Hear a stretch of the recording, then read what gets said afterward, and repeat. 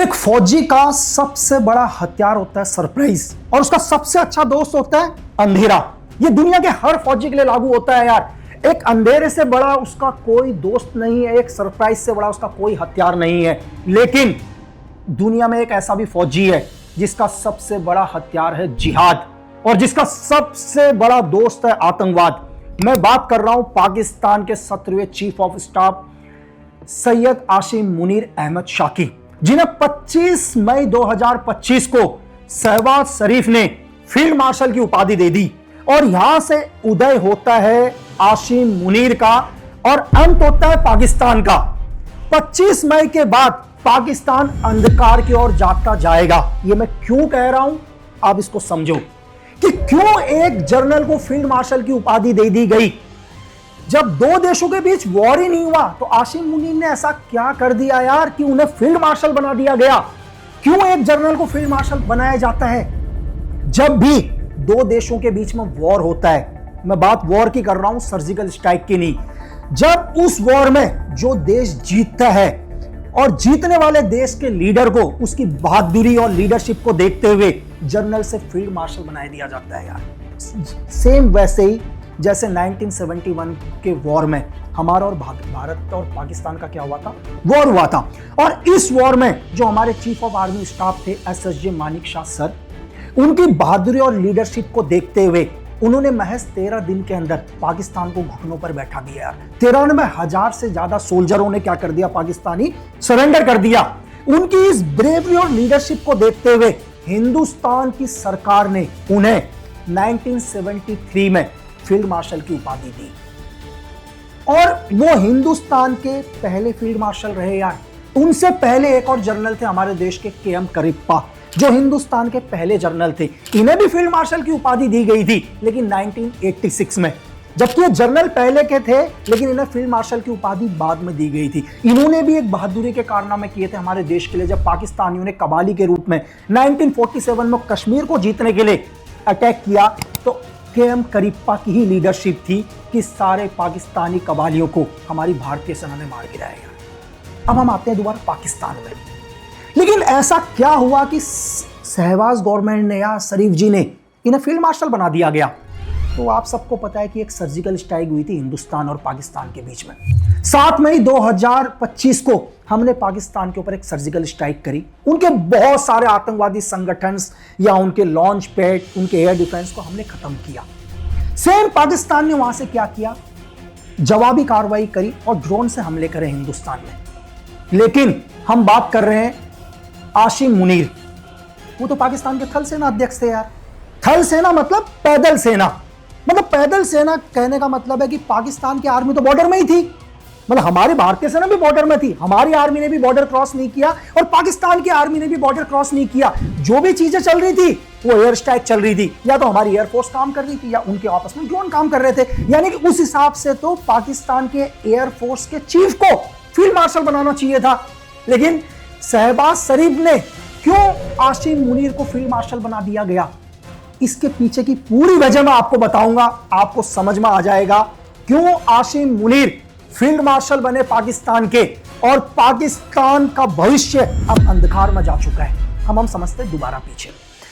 आसिम मुनीर पाकिस्तान की धरती के दूसरे ऐसे आर्मी ऑफिसर हैं जो फील्ड मार्शल बने। इससे पहले जो पाकिस्तान के फील्ड मार्शल बने थे उनका नाम था आयूब खान। 1958 में उन्होंने क्या किया, पाकिस्तान के तख्ता पलट कर दिया, वहां की गवर्नमेंट गिरा दी। और ये आयूब खान ने जब गवर्नमेंट गिराई, ये वहां के प्रेसिडेंट बने, तो उन्होंने खुद को ही फील्ड मार्शल की उपाधि दे दी। ऐसा नहीं कि किसी गवर्नमेंट ने दी इनको, ठीक है। किसी को भी फील्ड मार्शल बनाने के लिए सरकार की मर्जी होती है, वहां की सुप्रीम कोर्ट का ऑर्डर्स होता है यार, तब उसे फील्ड मार्शल बनाया दिया जाता है। लेकिन उन्होंने खुद को ही फील्ड मार्शल घोषित कर दिया। अब है क्या फील्ड मार्शल? क्यों आसिम मुनीर को फील्ड मार्शल बना दिया?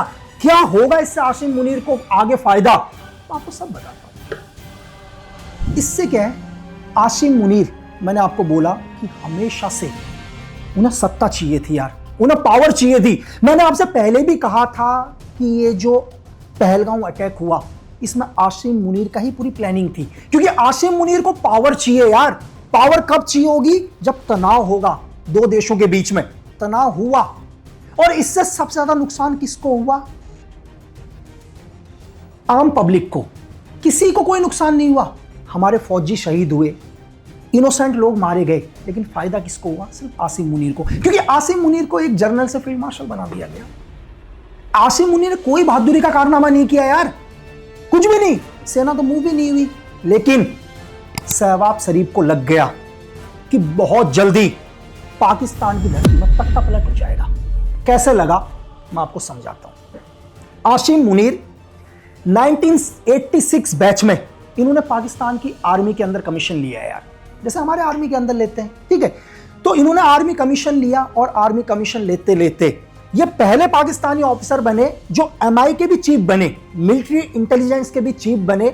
और 2018 में जब इमरान की गवर्नमेंट की सरकार थी तो इन्हें आईएसआई का चीफ बनाया यार, अक्टूबर में 2018 में। लेकिन महज 8 महीने के अंदर ही इमरान खान को लग गया यार कि ये आदमी कहीं ना कहीं मेरी जासूसी कर रहा है, या मेरी वाइफ की जासूसी कर रहा है, या हम लोगों की जासूसी कर रहा है।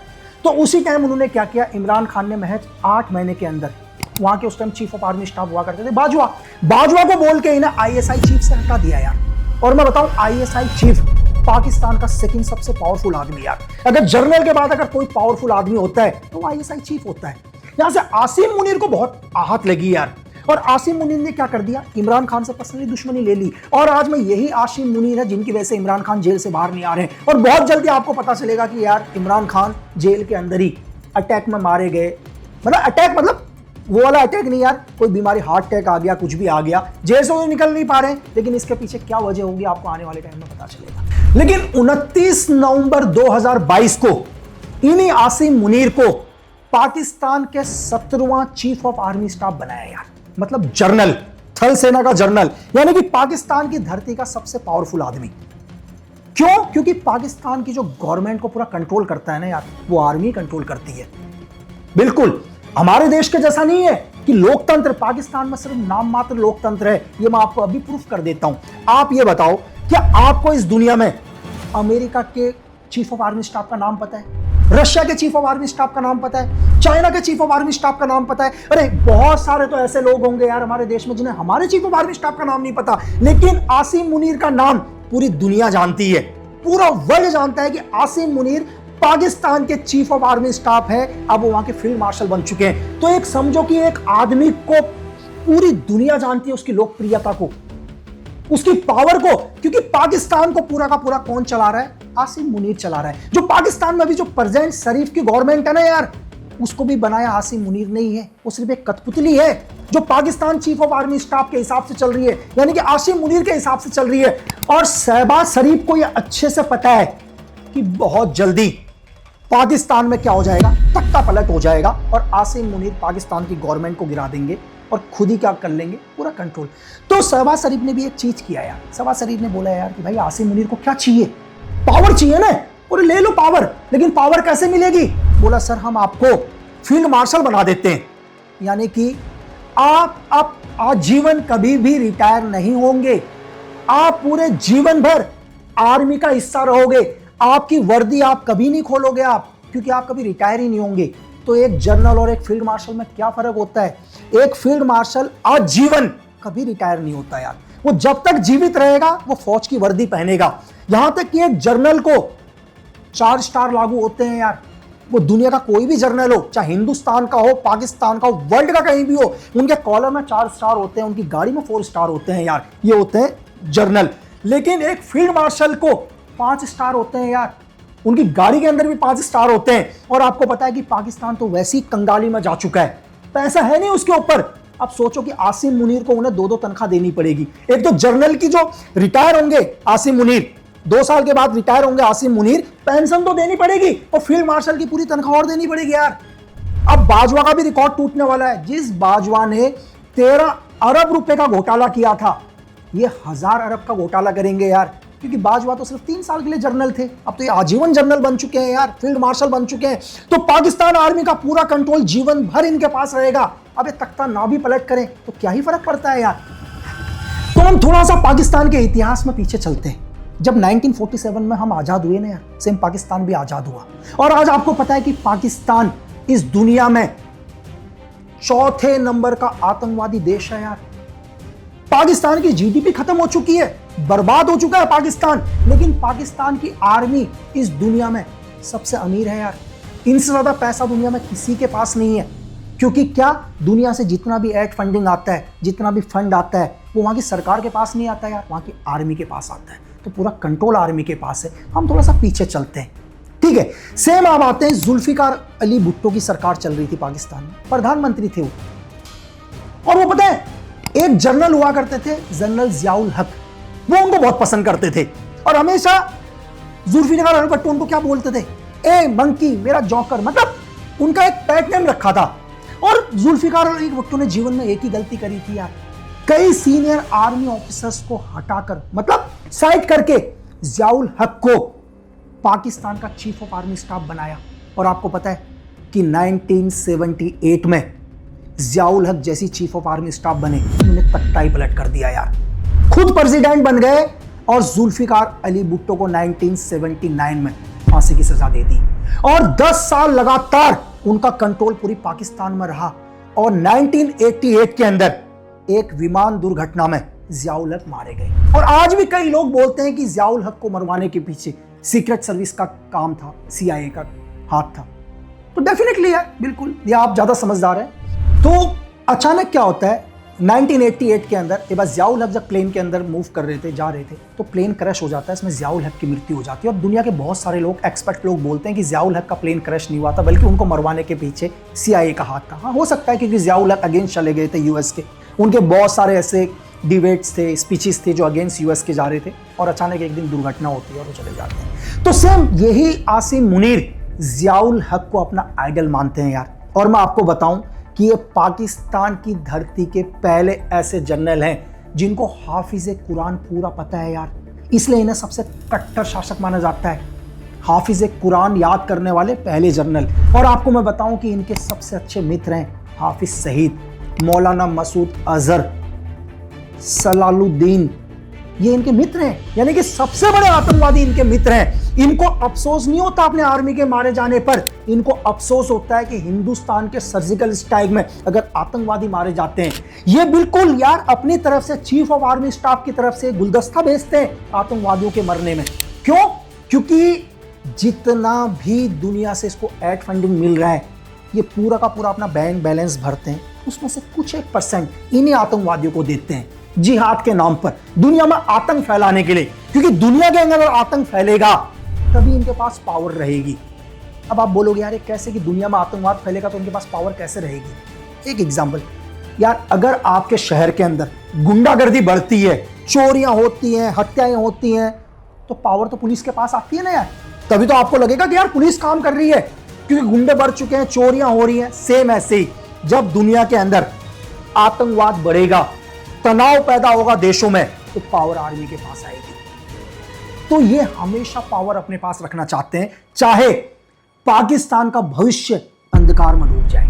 तो शहबाज शरीफ को लग गया था कि बहुत जल्दी क्या होगा, सरकार गिरेगी और आसिम मुनीर क्या कर लेंगे, पूरा कंट्रोल कर लेंगे और प्रेसिडेंट बन जाएंगे भाई पाकिस्तान के, जैसे बाकी बने थे।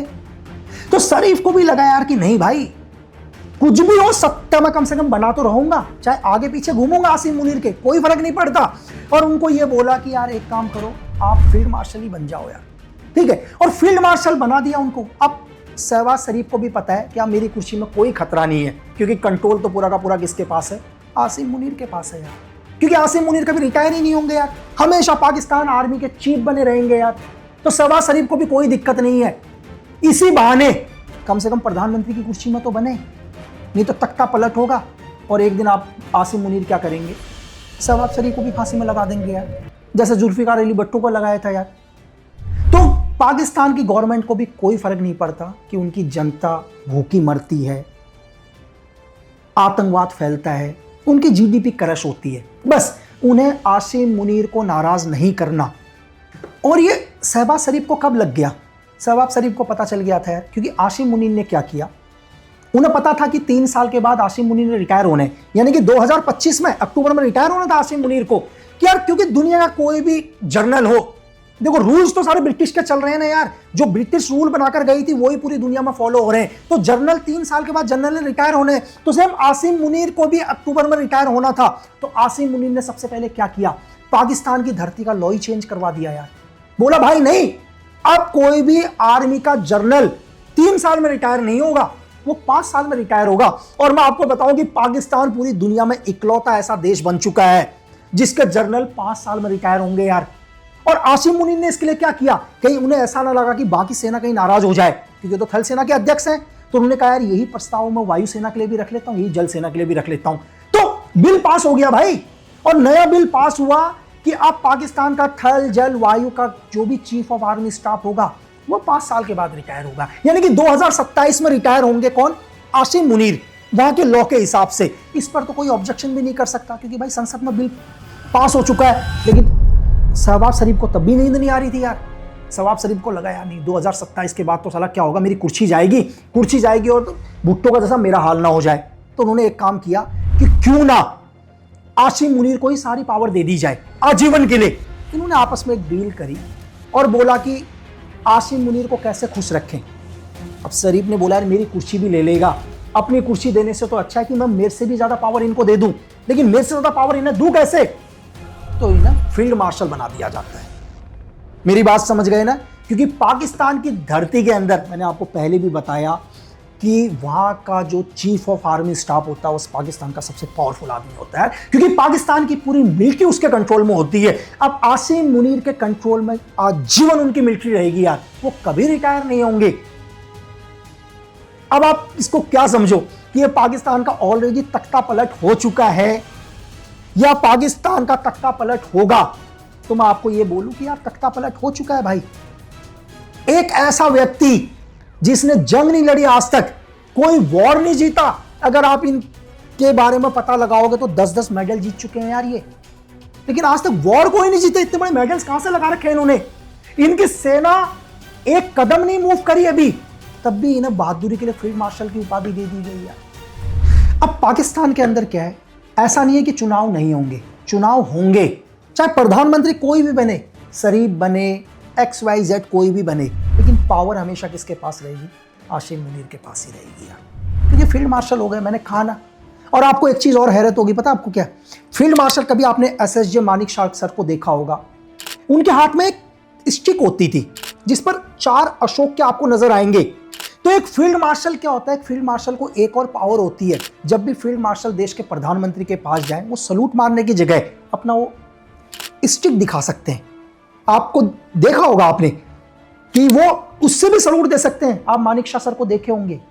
ये तो हमारे देश की बात है। अब सेम क्या है, पाकिस्तान की धरती में भी आसिम मुनीर, फील्ड मार्शल आसिम मुनीर कभी शरीफ, चाहे जो भी शहबाज शरीफ हो, जो भी उनके आने के वाले प्रधानमंत्री हो, कुछ भी हो, उनको सलूट नहीं करेंगे यार, सिर्फ उनको डंडा दिखाएंगे। अब वो डंडा कैसे दिखाते हैं, ठीक है, वो रिस्पेक्ट के लिए डंडा दिखाते हैं या ये बोलते हैं कि ये डंडा मेरे हाथ में, ये आप लोग अच्छे से समझ रहे हैं। अब इससे आने वाले टाइम में क्या होगा, पाकिस्तान की धरती में और आतंकवाद फैलेगा और बेरोजगारी होगी, जगह जगह पर और धमाके होंगे पाकिस्तान के अंदर।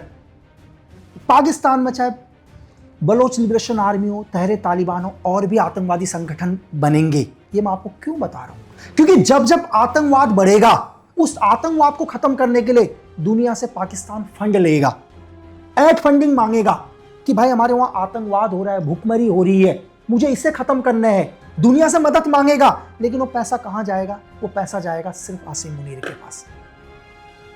पाकिस्तान के अंदर कोई मरे उससे उन्हें कोई फर्क नहीं पड़ेगा। ये पाकिस्तान के आवाम को समझना चाहिए कि उनके फील्ड मार्शल सच में उनके हित की सोचते हैं या सिर्फ उन्हें अपने पावर, अपने पैसों से मतलब है। मैं आपको ये बताऊं कि दुनिया में लोकतंत्र किसको बोलते हैं, जहां आपको अपनी बात रखने का अधिकार हो। हमारे देश के अंदर बहुत सारे लोग बोलते हैं कि यार मतलब ये नहीं हो रहा, वो नहीं हो रहा। पता आपको, मैं ये बोलता हूं कि हम उस देश में रहते हैं जिस देश के अंदर हम दिन में प्रधानमंत्री जी का पुतला फूंकते हैं यार, और रात को 5 स्टार होटल में बैठकर कॉफी पीते हैं। आप समझ रहे हैं, कि हम एक देश के प्रधानमंत्री का भी पुतला फोक रहे हैं और शाम को 5 स्टार होटल में बैठ के कॉफी पीते हैं। तो ये लोकतंत्र है यार।